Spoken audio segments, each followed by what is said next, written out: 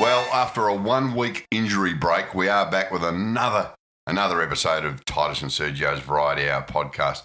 I'm Sergio Paradise, and back from his tell-all interview last night where he requested privacy, it's Titus O'Reilly. We missed you last week. You were very unwell. I wasn't very unwell. I was actually in hospital for I the know. week. Well, that's what I'm saying. I didn't.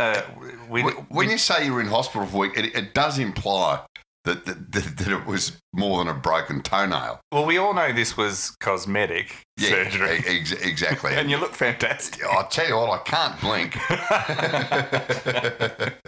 But no, you weren't well at all. They thought you had. What did they think you had? Well, they thought I had these ridiculous stomach pains over the weekend. I'm thinking, what's going on here? And doctor go, you've got appendicitis. And I think, hang on, you get that when you're 15, don't you? You know. And then he goes, and I think you might have not ruptured it, but perforated your appendix. Right. So we're going to have to, put you under and whip the damn thing out. And then I thought, like Rory Sloane and Eddie Betts. Yeah, I'm thinking, do I need this? No, I don't. And then he goes, actually, because the pain has dropped rather than, exacerbated, perhaps it isn't your appendix. You've just got a severe infection, which we treat with antibiotics. I go, beauty, like 2 in the morning, 2 at night, I'll be out of your hair. Yeah. And he goes, no, actually, we're going to put you on an intravenous drip for 5 days. In hospital. Geez, and that, I tell you, daytime TV, isn't that good? I tell you, I discovered over I don't think it's aimed at you. The full course of the week. Here's my decision. What do I go with? A bit of David Campbell and Sonia Kruger? Maybe Larry Emder and Kylie Gillies, or some pithy comments from Joe Hildebrand on Studio 10. Or perhaps I just fill up my intravenous drip with rat sack and end the entire thing. It was horrific. And I couldn't get out of there. By Friday, I said to the doctor, I said, mate, I'm walking out of here. Were you in a room by yourself? I was in a room by myself, which was handy. Yeah. And I didn't someone bring in an iPad or something, or a laptop? Well, no, I didn't bring my laptop. I thought I would get out of here and, But as it turns out, Instead, you just watch terrible TV. I just watch terrible TV. Well, it's good to have you back. And slowly this show is just morphing into the decline of Sergio Paradise's body. It's like the decline of human civilization. So we had the heart, now we had the appendix. What's next? People can write in and guessing what's next. I'm like the bloke, who's just come back from an ACL and then popped his shoulder, I don't know. You do. I always say, which you don't do, but you sound like someone who's smoked a packet of Winnie Blues before he came on air. Yeah, no. Well, I tell you something I saw in Holland, and it was the one time in the 5 days I really got the giggles. I was in the lift in a hospital, and there's a young smarmy looking bloke in there. He looked like Nick Giannopoulos. He's pulled out a cigarette, and he's put an unlit cigarette in his mouth in a lift. In a hospital.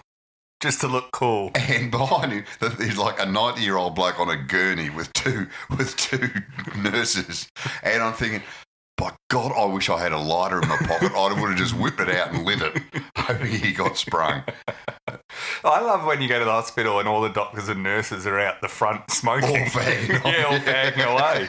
It's one of the weirdest there's no bigger consumer of illicit drugs or cigarettes than doctors. Even more than AFL execs? Yeah, that's a line ball.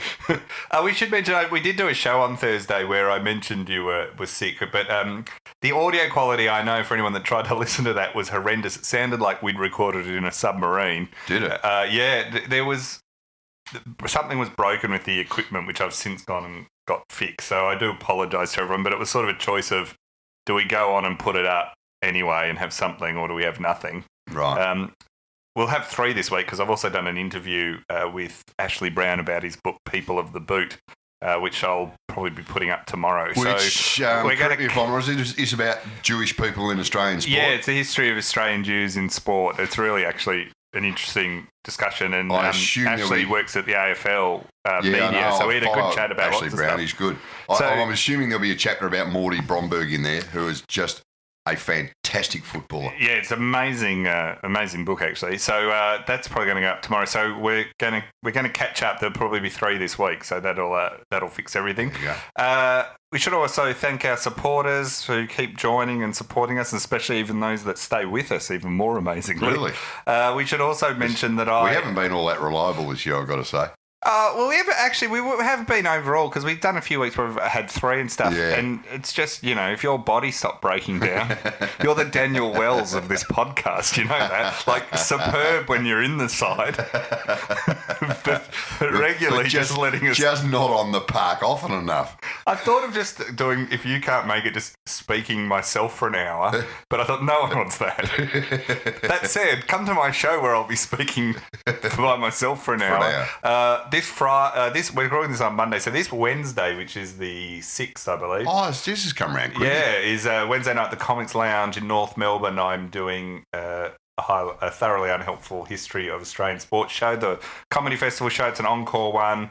It's selling really well, so there should be some tickets left. So, but it's getting close. So if you want to come to that, please do. I'd love to see you there. And then on Thursday, I jet over to Adelaide. Right. And I'm doing the top of the arc there at the Arkaba. So I was tempted to come over for this gig, but after my little, which we'll get to in a moment, on Twitter last night, perhaps I will not probably not cross the border. We might talk about that. Yeah. But anyway, so that's selling really well. I think that will almost certainly sell out. So if people do want tickets, there's a few left as of Monday. So if you're listening to this and want to come up, good job at the Arkaba. That'll be fun. You can feel the ghost of Cold Chisel in there. You can.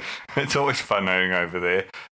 So anyway, that'll be fun. Now, a big weekend of footy. A lot of people are saying it's terrible footy at the moment, but a lot of the problem is it's just so one-sided. Yeah.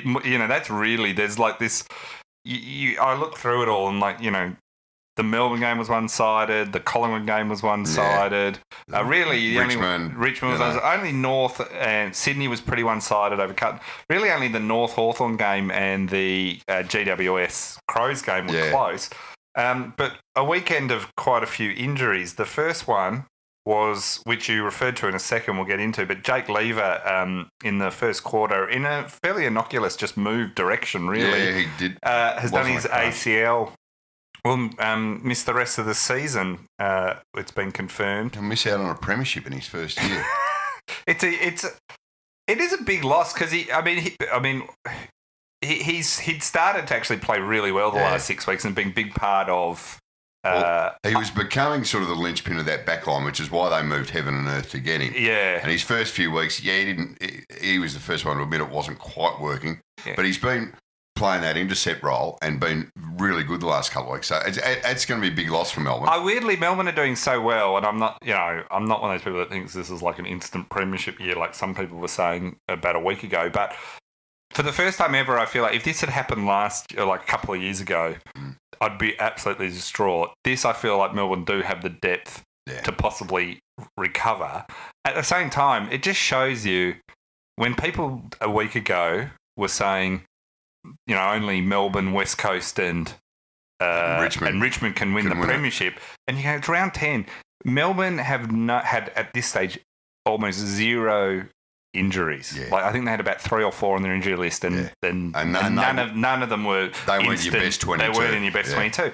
So, how vital we've seen with the Giants, we've seen with the Crows, with a bunch of other teams. Yeah. Suddenly, you also have Jack Darling go down with an ankle injury. And last I checked, there's still a bit of unsure how long that will be for. Yeah, I haven't heard much about Jack Darling. Well, they were still saying they were worried about it, but they don't really know. So suddenly you've got the two of those teams that everyone was like penciling in for likely premiership or grand final runs suddenly have to cover injuries. And that's what can happen in this game. So it's why we don't award the Premiership Cup in round 10. Bud Blackwood wrote in, should the D's wait until the finals have actually started before sending out ticketing information this year? That's probably not a bad suggestion. Someone told me it wasn't actually Melbourne, but it was actually the AFL that sent that booklet out. Yeah, I reckon it was Melbourne. It came out, it had Melbourne membership stamped all No, over I know, it. but I'm not sure if AFL does that for them or not. But anyway, either way, it was pretty embarrassing, and I would hold off, although I saw something today, I think it was Champion Data, so I take it with a grain of salt, but they were saying that Melbourne have now got a 90% chance of making the finals, to which I went, I don't like that 10%. Yeah, that's we're a chance then. We're a chance of dropping out. Now, you got in a fight with a few people on Twitter last night, which is just because it was Sunday night. Yeah, it was Sunday night. But you got stuck in it. A few Crow supporters were, let's say, somewhat rejoicing over Lever's injury. Yeah, I thought really, I mean, they're acting like there's some sort of, karmic, responsibility to the fact that Jake Lever had left the Crows and therefore he deserved to do his ACL. Yeah. What a small-minded thing that is, And the majority of Crows fans weren't doing that, though. No, but there were enough. There were enough to make it annoying. Yeah. And I just quietly pointed out that sort of attitude simply proved that Snowtown is the only good thing to ever come out of Adelaide. What I love about you is you're like, I'm just going to get right down on your level.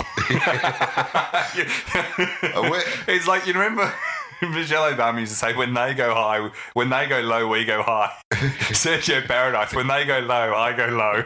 Yeah. I go lower. I'm like a limbo dancer. But the thing is, I pointed out that Snowtown was the best thing that ever come out of Adelaide, which one guy who I think he missed the point a bit came back and said, but what about Truro? The Truro murders. Yeah. So he's trying to up he's trying to up the ante on bad serial killers. Oh, God. Well, this is why, Twitter is never where you have a sensible debate over issues. Yeah, it probably wasn't the smartest thing. But I think, look, it's sad. I genuinely believe that almost all footy fans never like to see an injury like that. No, because that transcends a club, really. Even players I haven't been particularly fond of. Then you kind of go, well, this is crossing a line. It's like a season-ending injury if you and a knee like that. You're playing against, I don't know, a Geelong next week. You don't mind if Gary Ablett or Patrick Dangerfield's got a bit of a niggle and doesn't play next week. We're all thrilled with minor injuries. Yeah, but you never want to see any player, and especially really good players, to go down for a year. That's just not on. Yeah, that's right. One of the funny things, though, I went to if you're ever going to lose a key backman, you want it to be against the Bulldogs, having to see the way their forward line functions. I was at Etihad, and this is 100% true. So I wandered down to get one of the breaks. I wandered down to get some chips. Yeah. So I bought hot chips. So I buy some, and then I said, "Oh, where's the salt?" Wasn't thinking of anything about Etihad salt at this stage. 8 different salts. And the person said, "Oh, they're over there." So I wander over there, and there's all these different salts. The rosemary and thyme and all this, what we always joke about. And I've been to Etihad before, but I've never bought chips before. So I'm like, so I'm looking at all the salts going through them, and there's not normal salt. It just wrecked me. I'm like, what's... So what did you do? I just had to go saltless because I didn't want... The rest were all rubbish. Saltless? You didn't go the chicken salt? They didn't have chicken salt. They had mystery salt. They had mystery salt a couple of weeks ago. As I said, the mystery salt's what they sweep off the floor. But anyway, then I went and did another point. I went and bought a couple of beers, and they were serving, full strength draft. Yeah. I said, I forgot you saw a full strength draft. And this guy there goes, the guy behind the bar goes, oh yeah, we do during the day. At night we just serve mid strength. And I said, I said, this is a bit of a worry with the if a brawl breaks out though, isn't it? And he said, oh, don't worry, it's not a Collingwood game. Just to reinforce another great stereotype. It's so good. He just said it unprompted. So anyway, just on Etihad, did you see this yesterday? The North Brisbane game, where they had one side. The top level was completely shut. Yeah, no one could get a seat. Yeah. And they'd blocked off others. And they'd blocked off the other side. The whole thing's ridiculous when you get there. We were sitting... So I just went with a couple of people who... Yeah. We just did general admin, which, I didn't know existed. And we're setting up in the gods, and there's just seats everywhere lower down in the second level. And I know they charge more, and that's what they want to do. But it does affect the atmosphere, and I can see why... Well, I found the same thing a couple of years ago. We went along on Sunny's Melbourne membership, and you can sit up the top deck. What's wrong with the middle deck? That's where the best seats. Oh, no, that's reserved. Yeah. Like what? Who for? Reserved for all these ghosts who aren't sitting there. And for who? If you're willing to pay, $40 for a ticket, So anyway, my love of Etihad continues. Just wait till Thor takes the joint over. Thor's going to fix everything. We should add that one of the most interesting stories that came out of the weekend was the Dreamtime at the G match, which was not much of a game in the end. But Alex Rance is going to come under scrutiny. It hasn't been announced yet. It was later in the day. We should get a decision on this, of whether he'll be charged or fined or whatever. For staging. Did you see this? I did see this. He was in a competition with Sean McKernan. And McKernan touched him as lightly as you can pretty much imagine. It was a little slight nudge in the side. And Rance shot off like, he was heading to the outer solar system. Yeah, what an athlete, the way he dove. He leapt. It's amazing. And look, he did it against Buddy, remember, too, he did staging. So this is not the first time. I've got to say, I think the reaction's been a bit overblown to this. Oh, really? It's great bagging Rance for his staging. We all enjoy that. We're all on board there. We're all on board there. But let's be honest, exaggerating a free kick's not the newest thing in football. I know, but at the same time, it was there's exaggerating. Yeah. And absolutely. But we get stuck into Joel Selwood. We've had Lindsay Thomas has copped it. It's also the amount you do it, like throwing your head back in a tackle. Who was sometimes. The Melbourne player did it like? Clayton Oliver was accused. He threw the head back and did all that. No, he got completely clocked in the elbow, connected in the jaw, almost got killed. Right. I'm not biased at all there. Yeah. So Rance, it was a shocker. I think it was more like he just overcooked it a bit. He just launched himself. If he toppled over, it would have been a 50-50, but he absolutely launched himself. And did you see the reaction from McKernan? And it was completely justified. Well, I think that's the other thing. He dove, and then it was such a nonsense thing. But then he got the free kick for it as well, kind of made everyone go, oh. And Rance has done a few things that are kind of where I think people don't necessarily like him. Like remember when he elbowed Jack Watts in the back of the head while Watts was lying face down on the ground? Yeah, that's true. That was pretty ordinary. So there's a few things Rance has done where I think people kind of go, eh. These Mormons. Do you think it's racially motivated? They're not as clean cut as they like to make out. I think also what's interesting is I'll be interested to see if he gets booed a lot, given the whole justification for booing Adam Goods for so long was not racism but staged for free kick. This is going to be a nice little test of whether that was true. Yeah. Because if you're booing Goods, you better be booing Rance then if you want to be consistent. We will. Yeah, there'll be no consistency. You're saying it was racist. Hey? You're saying Goods was racist. Oh, there's no question. Christopher Skodstad wrote in, is Rance pushing to have the MCG renamed to the DC Stadium with his Superman impression? He did fly that far. Yeah, he did fly. Perhaps just because it was Dreamtime at the G, Rance was just... He was bringing back to life the dance of the dying cassowary. Is that well-known dance? It's a well-known Indigenous dance of a large flightless bird. I always come to you for the Indigenous knowledge of all the people in the world. You're right at the top of that list. I'm just trying to give Rance a bit of a chop out here. I'm trying to get him off. You've really come down on Rance's side. It's unbelievable. Sarah wrote in, can you be a Richmond fan but still find Rance's diving funny, or should I be looking for a deeper psychological issue? I think you can. You can look. Sometimes you got to publicly pretend you're defending your team to the hilt, even while sometimes wondering what the hell they were doing. Sometimes your players really overstep the mark where even as a fan you can't defend them. I remember that with Bug when he smashed Callum Mills. Yeah. And you were just like, people were like, can't believe what your bloke did. And you're going, no, neither can I. What an idiot. But what are you going to do? It was a bit like Jack Watts every time there was a contested ball on the line, You just couldn't do it. We should also just mention briefly a story that came up this morning. I think it was on 3AW's rumour file. But, oh, really? Really was some people would say this is a negative story. I see it as an enormously positive story. Fill me in. So it was between a junior football match between the under-18 girls in the inner north of Melbourne, and there was an all-in melee in the last quarter. It was between the Essendon Douta Stars and Tullamarine in the under-18 girls EDFL. And the president of the Tullamarine Football Club, Peter Labbard, said that there was an incident where there was some push and shove with the girls. It was pretty brutal. More brutal than some of our senior men's games. Who'd have all been watching on, egging them on. He said, you're talking about girls slapping each other. What are you meant to do in terms of whether they should have entered the game? He said the language from both sides was really poor, and he commended the umpires for calling off the game. They called off the game. Must have been a fair blue. Oh, fair blue. And I just love that because that is...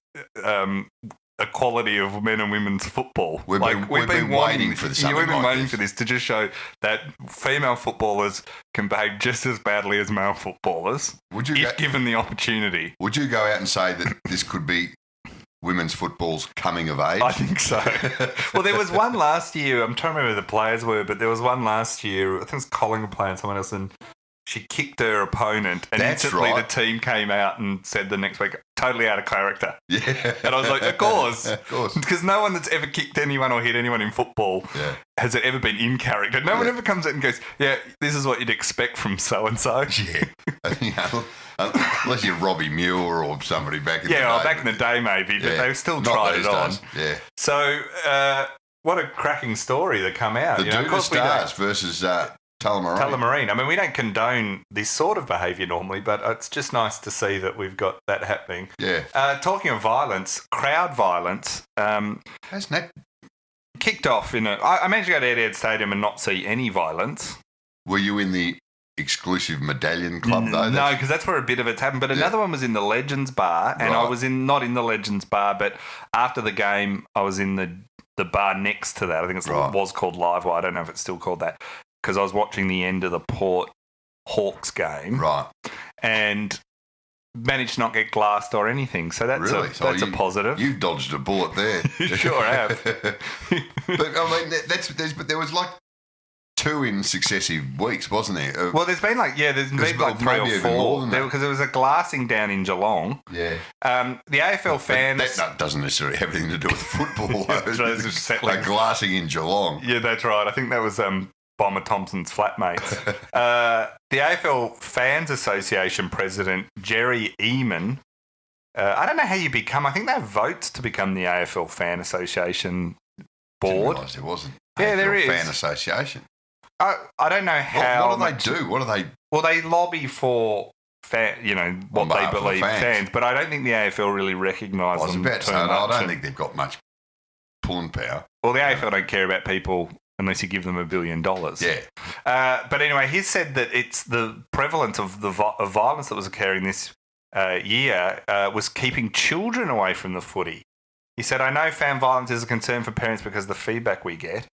It is definitely a concern. It does stop some people, families, from going, which is why you need to be firm about clamping down on it. Now, I know that's all sort of true, but do you think really people are at the point yet with football where they're suddenly not taking the kids? I don't think so, but it's worth bringing up. I mean, you look at the vision of some of these fights from the last few weeks. Now you naturally assume, like, you look back at footy in years gone by, if there's been a bit of a blue in the crowd, you see where from your seat you can see 200 metres away, there's been a blue in the crowd, and there's a bit of a rumble, and then you wait for the yellow shirts to come down and it gets moved over. Yeah. And if there is a blue at the footy, you usually expect it's some couple of 19, 20-year-olds full of ink who are just being idiots. Or a couple of drunk old guys. I've seen that quite a lot. You see these guys in the They're in their footage 50s. lately. They're 50s and 60s.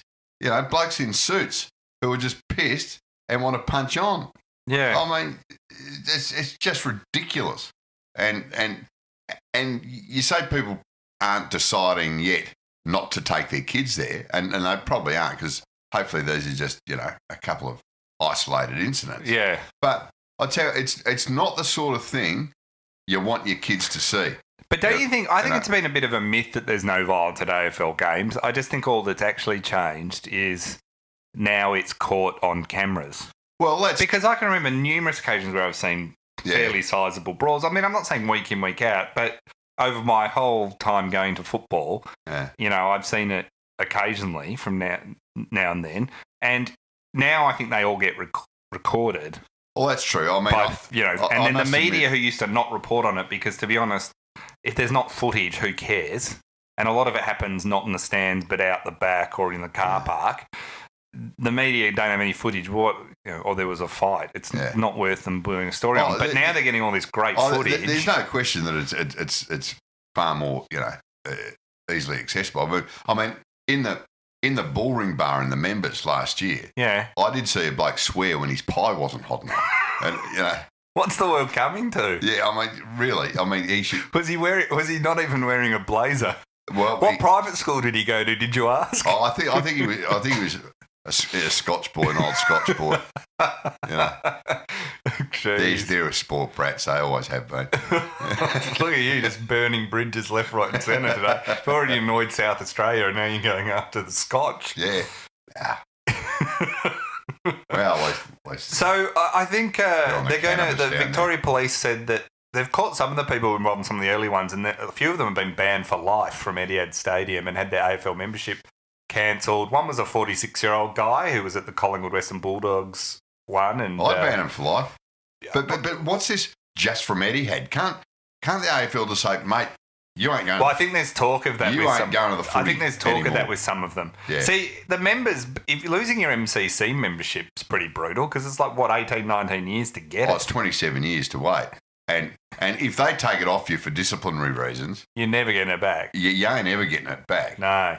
So it is interesting. The police have also said they're going to actually deploy greater numbers of police at games now. And I think for a while, I remember talking to a police guy who looks after some of this security for police years ago. He said, the amount they have at AFL games is incredibly low because it is traditionally it has been, he said, pretty low in terms of crime. Well, they'd way more at things like the soccer games and things like that. But it's interesting now that they're saying we'll probably have to up it a little bit. And the other thing, they reckon that the security guards that are hired by the AFL to police these things are pretty hopeless. I mean, they just are. I mean, you saw that brawl that Eddie had the other week. There's blokes in security T-shirts standing there watching it. They're all like either uni students or they're not. When you look at most of them, it's different in a few areas, but most of them, when you see them walking around, they're like 20-year-old kids that don't like. They're just hired to be there and around. They're there to call things in. I don't think they're even meant to be there to jump in. I know from talking to some, they're there to say, get the police here. They're not there to They don't jump understand in how security works. What they need to get is some outlaw motorcycle gangs running the whole thing. You're like the Rolling Stones. And arm them. I can't fault your logic. I'll tell you what, if a couple of middle-aged idiots start punching on in the medallion... You reckon we can get Bomber to help us out with this? Get a couple of finks down there with some capsicum spray. Problem solved. This is your solution to everything, mate. Anyway, I think it's one of those things they'll crack down on a bit, but I think the problem now is you only need to have one or two fights every few weeks and people film it and suddenly it's... I'd love to know, and they don't really publish this, what is the actual number of assaults or people ejected for violence at AFL games? Like, not just the... Like, we've seen... We've heard of the glassing, we've seen some couple of bad brawls, but I'd like to know what the actual figures are. Yeah. See, because if you say, well, there's only been 3 incidents and they're in, that's pretty low. But if they suddenly go, actually, they're just 3 of 40 that have happened this year. The concern that you have, or sort of I got it, sort of in a serious mode for a moment, is that there seems to be a changing of people's attitudes in stuff like this. Now, it wasn't that long ago. Like, you could go to the footy and you can yell abuse at the opposition supporters, and there was always that banter going on. Yeah. But one of the good things about footy is that that's as far as it went, and there was never that thing like they have in European soccer where they have to keep the opposition supporters apart, and there's police horses and all that sort of nonsense. Yeah. You could have. I mean, I remember going to a Collingwood Essendon game years ago, and it started getting a bit messy. Some of some of the language between the two until a couple of big, solid blokes from both sides stood up and told everyone to pull their heads in, and that was it. And the rest of the crowd politely applauded. Game on. Yeah. But I reckon there's a bit more. But you got to say, most people are pretty. I mean, the amazing thing is, considering the amount of motion, most people at footy are pretty good. There's no question. It's the same to be fair to A-League, when I go to A-League games, which is fairly regularly, like if you're sitting, those active support areas can be a bit more intense than everywhere else. But in all my time going, I've never seen any. It's all been pretty chilled, to be honest. Like it hasn't actually been. I mean, because more often than not, if you're playing, the Central Coast Mariners, there's like 4 Central Coast Mariners fans caged off in a beta themselves. It's not like, do you know what I mean? Yeah. It's not exactly like. And I've always most of it seems like the police and the fans antagonising each other than anyone else. It's just a game of footy. I mean, who cares that much that they want? But this is why you have to keep a sense of humour with sport. If you don't have the sense of humour and people take it like we all take it very seriously, but when you take it to that point, life and death, or it's more important than life and death. Yeah, amazing. Socceroos are getting very close to the World Cup at the moment, and they played the Czech Republic last week, won 4-0, so it looked very impressive. I flicked this over in hospital just because the Friday night game was terrible. Yeah. And Carlton supporters got really upset that we're all blaming them for it. Yeah. So I'm encouraging people to keep that up. Yeah, absolutely. Well, it's partly Carlton, it's partly that's been... it's more the AFL's fault because of the fixture. I don't blame Carlton. Your Carlton's not going to say no to Friday night games. No. It's just we all remember like a couple of years ago when they had 7 Thursday and Friday night games, and that was horrendous. And then it's the fact that Melbourne have got 1 Friday night game. West Coast have 1 Friday night game. I mean, you sort of knew those teams were going to be better than Carlton. So, and I know they're giving all this nonsense about there was Anzac Day and all this. I don't believe any of that. This is typical AFL thinking of, let's give the big Melbourne clubs a go. Yeah, over and Collingwood over. always get plenty. Richmond and Essendon always get plenty, and Richmond should. They're the reigning premiers. Yeah.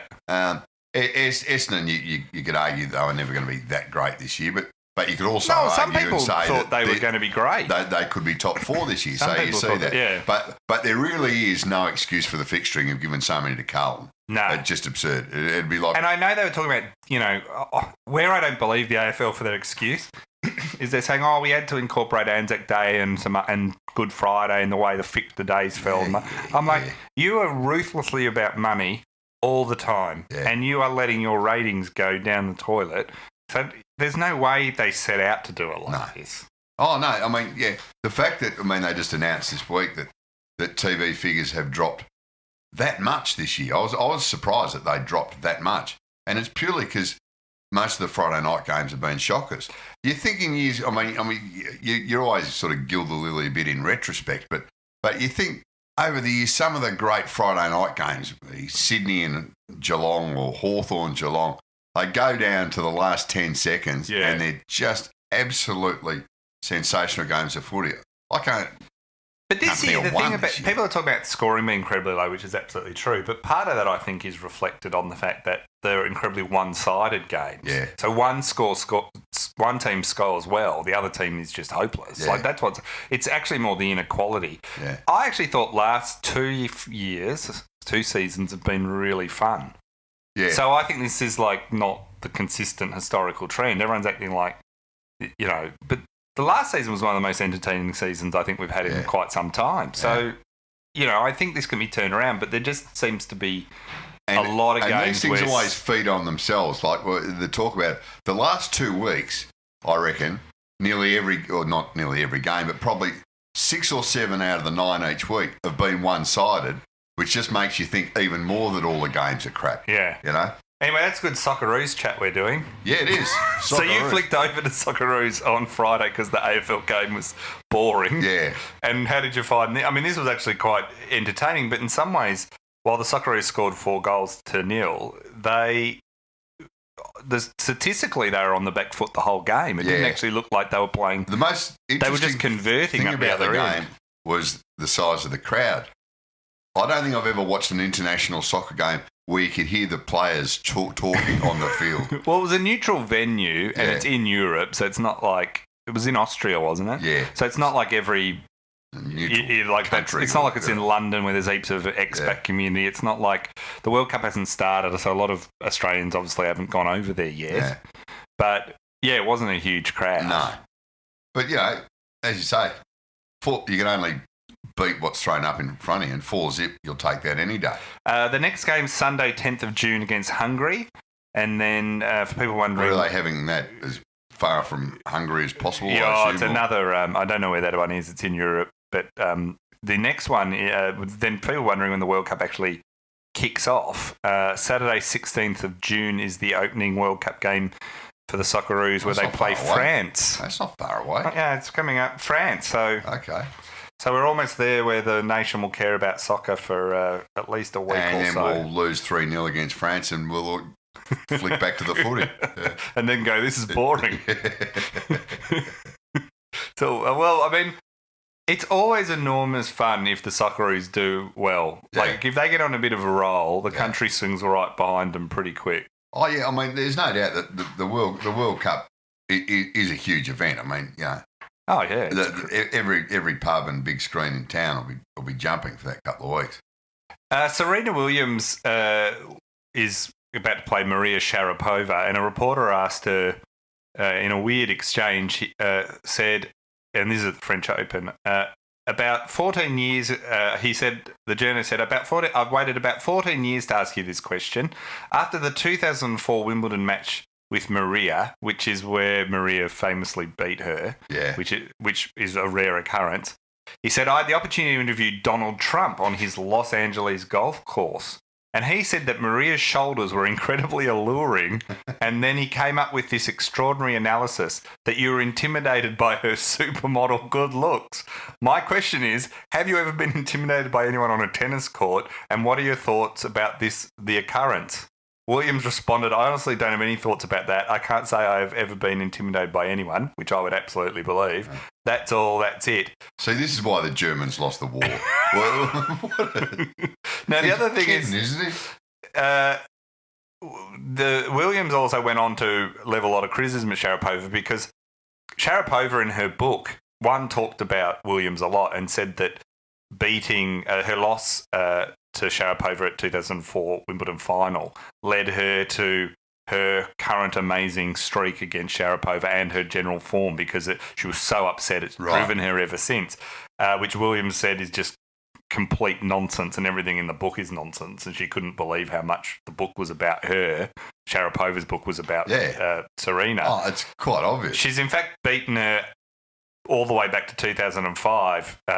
Williams has beaten Sharapova, 18-match winning streak. Now, I don't know where Sharapova must be on drugs because Williams is just so far superior to Sharapova. It's not even funny.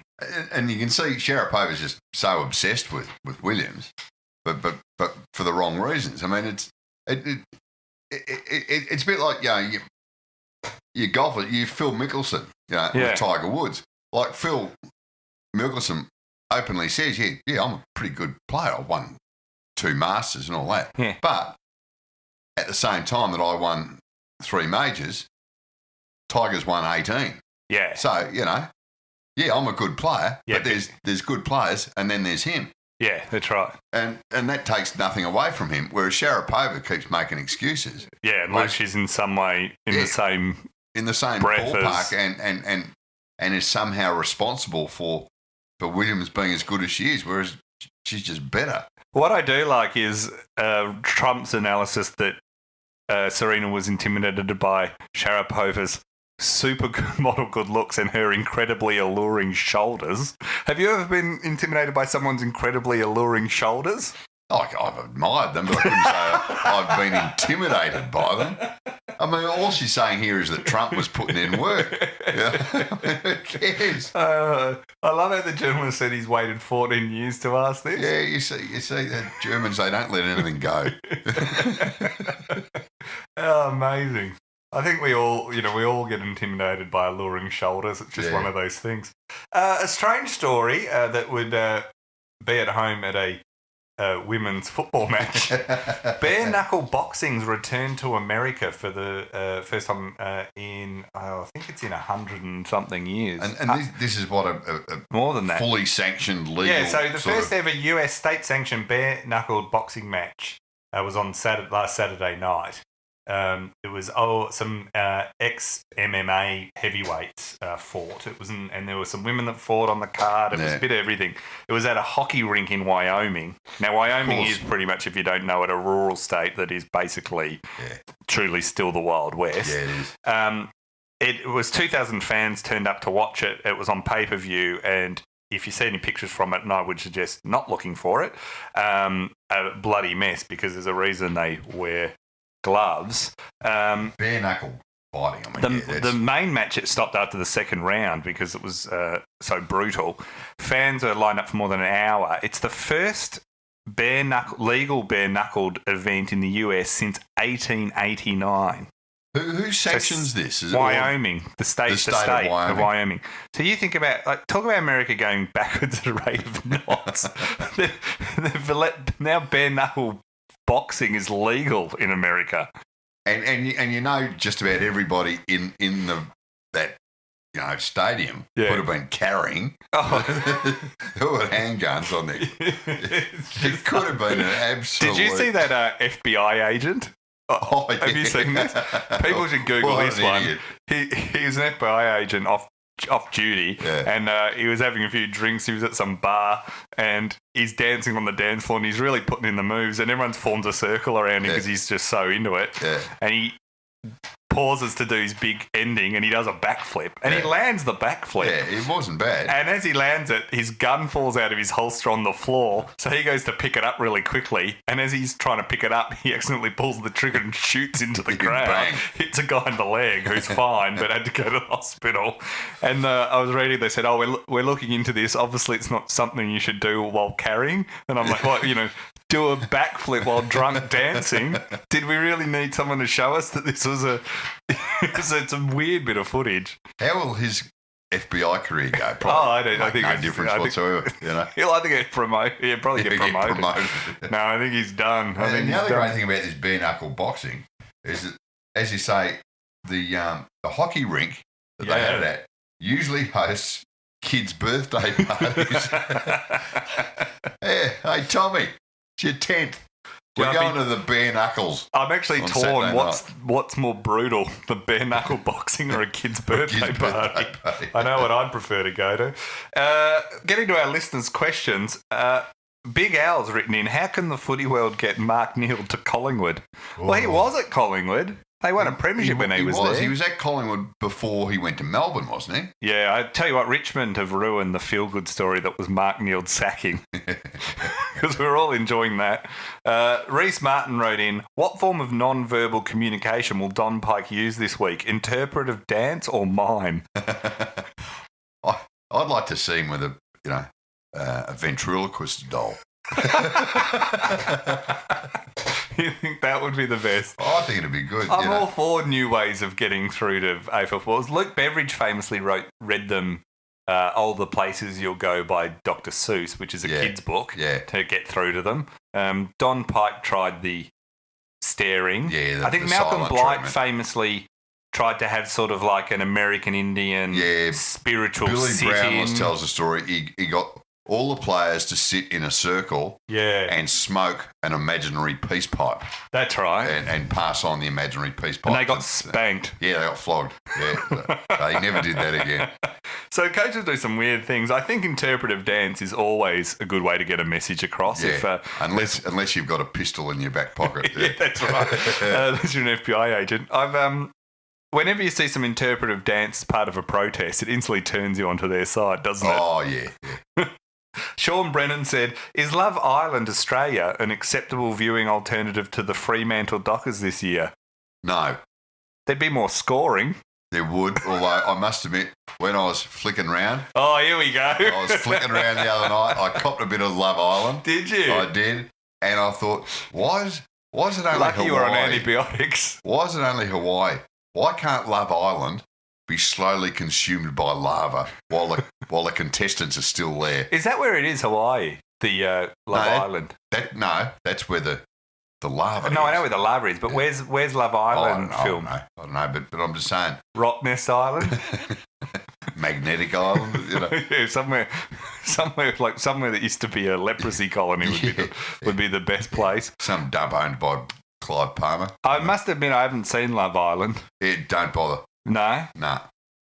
All right, I'll stay away from that. Michael Featherston wrote in, Gold Coast complain about having to play in China, but do they not like having to play on the Gold Coast either? That's a very good question. They were terrible. They were shocking the other night.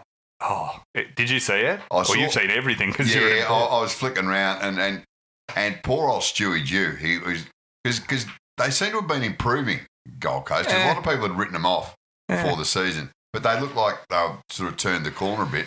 But they were appalling the other night, and it won't do them any good in trying to keep Tom Lynch there. Well, I think the way Tom Lynch played, I think he's gone. He's out. He's already out gone. Yeah. Stewie Dew said it was an incredibly disappointing night for the club. Yeah. And I thought, well, how would you single this out from any other day? Any other night, yeah.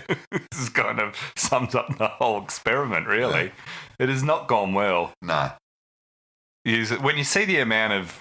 there was an article the other day of the amount of first-round picks, the two expansion teams had. Yeah. At least the Giants put in a big fight this week and showed a bit of heart for the first time for a while. But the Gold Coast just... I don't know what's going on up there. No. I mean, where I feel sorry for them, though, is any other club who'd been sent on the round-the-world trip they've been on the last first half of the season, this is their first home game. Yeah.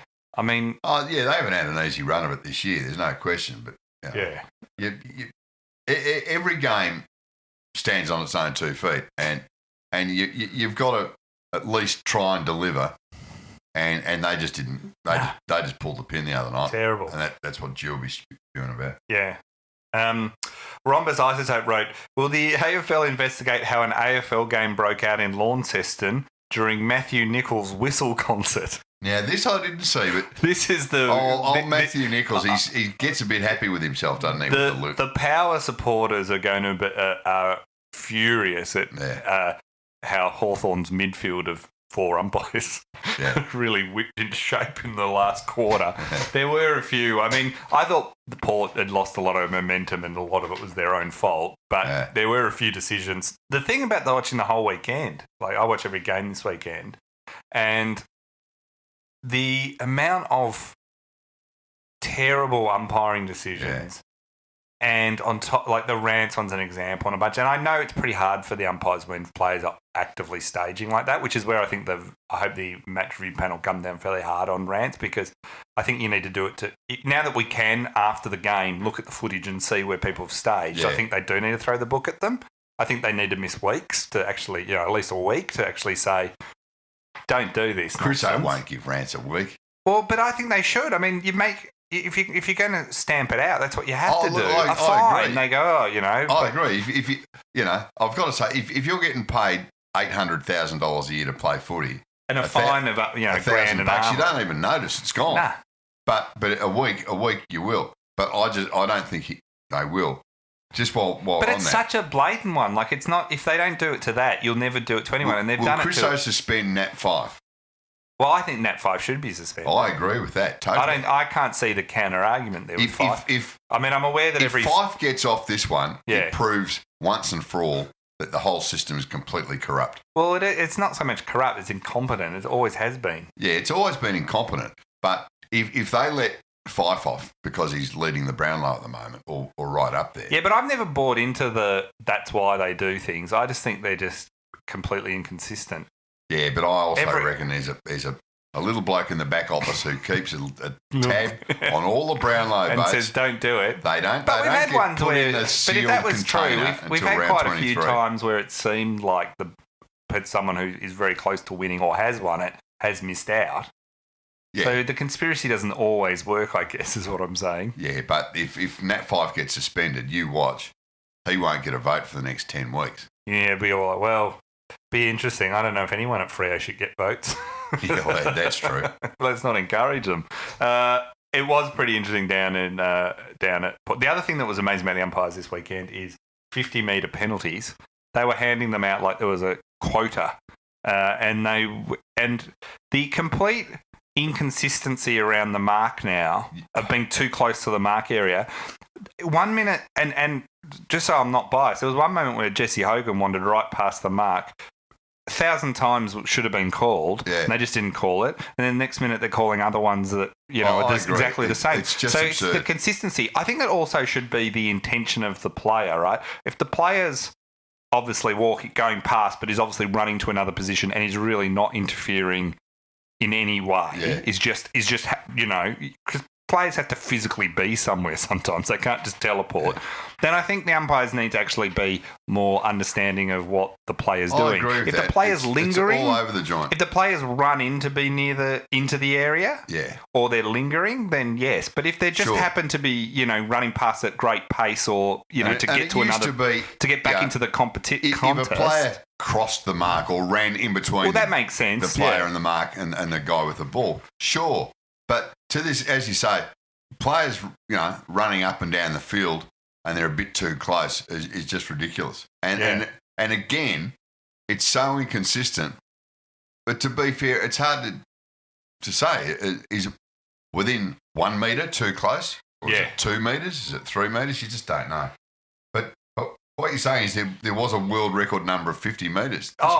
It was absolutely responsible. Philippa wrote in and said, do you think the world record of 50-metre penalties was the highlight of the round?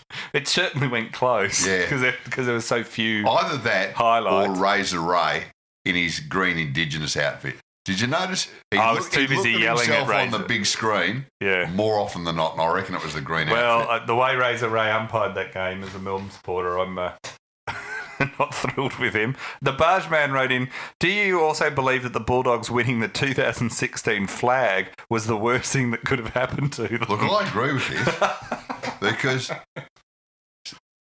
success is, it's like tequila.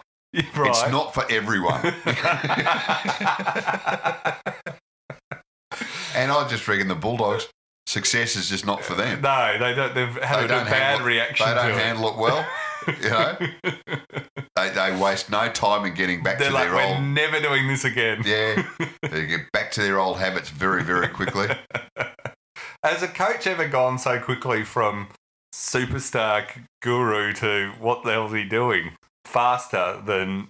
Probably not, but do you remember back in 1990? Choco Williams, maybe, with Port? When Collingwood won the flag in 1990, yes, Alan McAllister, the then Collingwood president, came out the next week and said, Lee Matthews can be coach for life. And I reckon 18 months later he was gone. He was run out of town. Dominic Harmon wrote in, I was trying to avoid D's supporters at work, then realised I didn't work with any. Do I need a higher paying job? Obviously, Dominic, you don't work in the financial industry. Or the legal industry. Or the banking industry or the law.